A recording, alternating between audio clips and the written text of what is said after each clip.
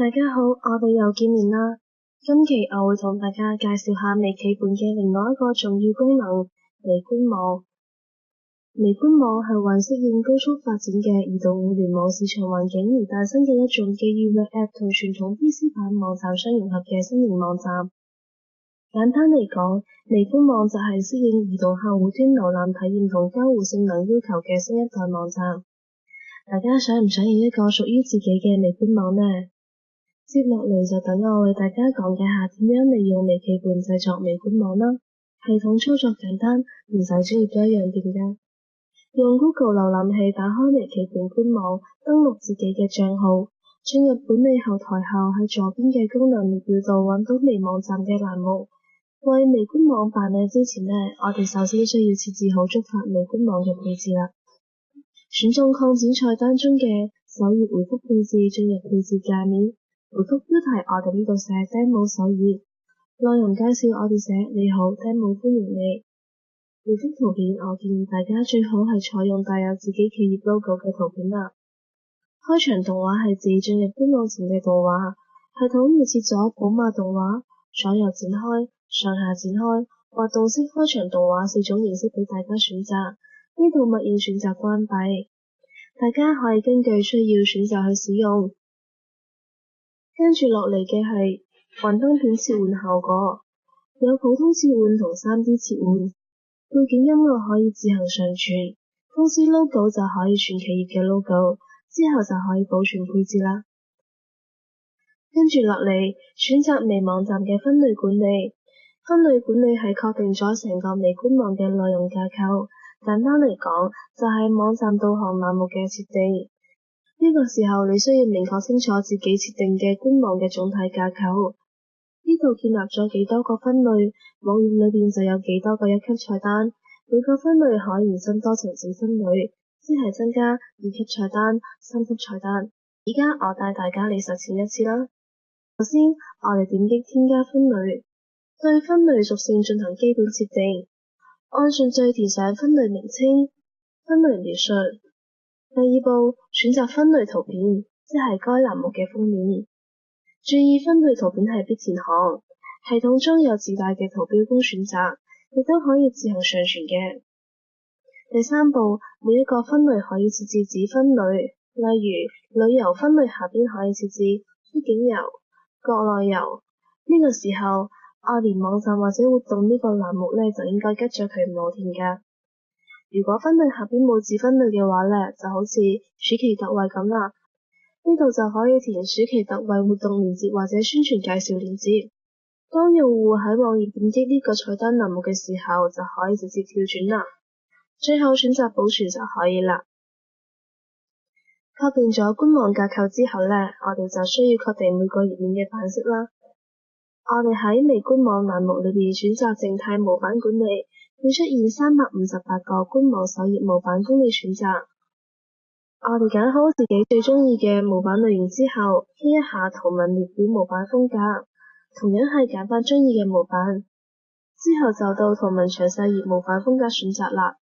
所有模板風格都揀好之後呢，就可以開始設置裏邊嘅文章內容啦。嘅設置需要 click 微網站欄目下邊嘅文章管理，然後揀新增文本自定義回覆或者新增圖文自定義回覆兩種類型。新增文本自定義回覆呢，可以填寫嘅內容相對比較少，填寫咗對應嘅關鍵詞可以填寫多個詞組。開選關鍵詞嘅類型，我用得比較多嘅係包含匹配。喺內容或者簡介裏面填入需要回覆嘅內容。注意呢度係唔可以超過300個文字或者1000個英文字符㗎。之後呢，就可以保存啦。我比較建議文本自定義回覆用喺有用戶關注時候回覆，或者一啲比較簡單嘅問答。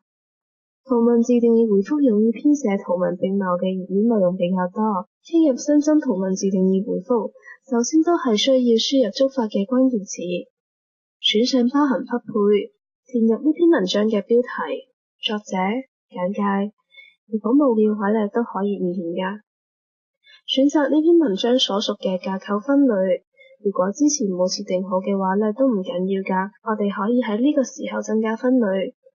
上傳文章嘅封面，勾選頁面內係咪需要顯示封面圖片，之後將所有文章內容輸入圖文詳細頁內容欄，編輯好字體嘅 size， 文字顯示位置、行距，另外仲可以添加圖片、視頻、音樂、超連接、地圖內容嘅。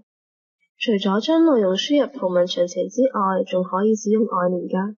如果我哋已經有一個現成嘅頁面內容，可以將頁面嘅連接填入圖文外連網址度。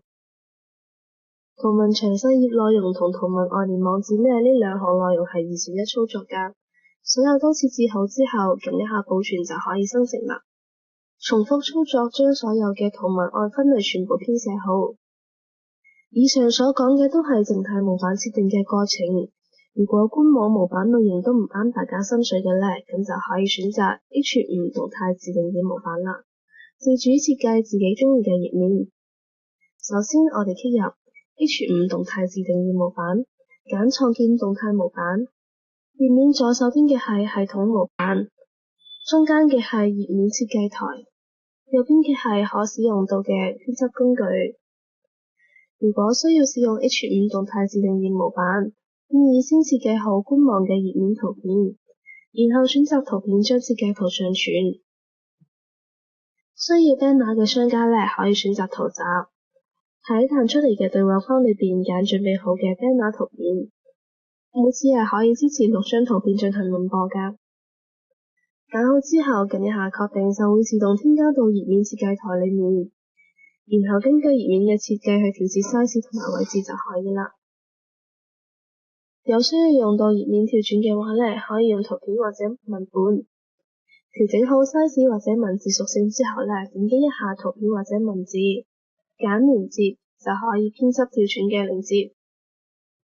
呢度支持跳轉到系統裏面嘅功能，亦都可以跳轉到外部網站連接。工具框裏邊仲有視頻、音樂、電話、聯繫人、文本、特效等功能，大家都可以按需要配合使用㗎。呢度就唔一一介紹啦。設置完成保存之後呢，返去 H5 動態自定義模板管理界面，揭返我哋啱先創建好嘅模板，將佢設置為首頁模板。關於 H5 動態自定義模板嘅設定，大家需要注意啦。可以設計嘅頁面只有官網首頁頁面，其他頁面都係唔可以設計㗎，只係可以喺模板嗰度揀。仲有除咗首頁頁面設計外嘅操作同靜態模板設定唔一樣之外，其他嘅操作都係一樣㗎。所有嘅頁面模板我哋都可以隨時更換，不過更換之後大家需要注意一下頁面嘅位置、圖標等細微嘅變化。微網站中仲有設置首頁幻燈片、輪播背景圖、底部導航菜單、版權設置呢一系列嘅功能，大家可以按照各自嘅需要去設置㗎。好啦，今日講解咗微官網裏邊部分嘅功能操作，大家可以登入www.kdf.com.hk 開通我哋前期提到嘅推廣吸粉版，或者註冊一個微企伴賬號試用7日免費體驗版，試下剛剛教大家嘅功能啦。咁我哋下期再見啦。